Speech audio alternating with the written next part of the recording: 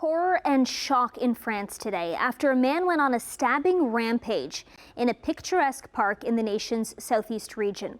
Officials say a 31-year-old Syrian asylum seeker stabbed 4 children and 2 adults before being arrested by police. Some of the victims are fighting for their lives in hospital as the nation grapples with this heinous act of violence. Investigators searched for evidence at a park in the southeastern town of Annecy in France, as bystanders look on in horror, clutching their children extra tight today. Video of what appears to be police taking down the attacker being shared online.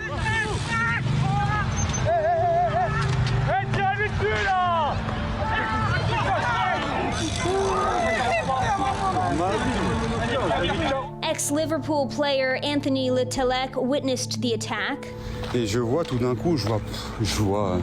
I was running on the lake shore and all of a sudden, I see a dozen people running in the opposite direction, and I wonder what is happening.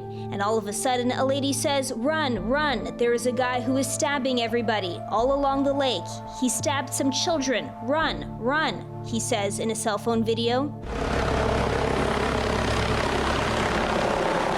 Helicopters flew overhead as ambulances and paramedics rushed to the scene. French police say a 31-year-old man stabbed 4 young children and 2 adults with a knife. A police spokesman said the attacker was a Syrian asylum seeker who carried Swedish identity documents and a Swedish driving license.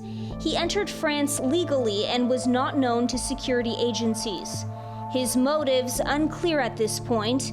Anti-terrorism authorities have not been asked to lead the investigation at this stage. 2 children and 1 adult were in life-threatening condition, while 2 children were less seriously hurt, police said. The wounded children were between the ages of 22 months and 3 years.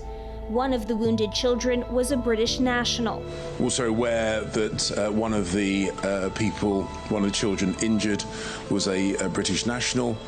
We have already deployed British consular officials who are travelling to the area to make themselves available to support the family. And of course, we stand in strong solidarity with the people of France at this terrible time. French President Emmanuel Macron calling the attack an act of absolute cowardice on Twitter today. Witnesses said at least one of the wounded children had been in a stroller. The incident taking place around 7:45 in the morning local time in the playground area. Once the park reopened, flowers were being left for the victims as parents and community members try to understand how someone could do such a thing.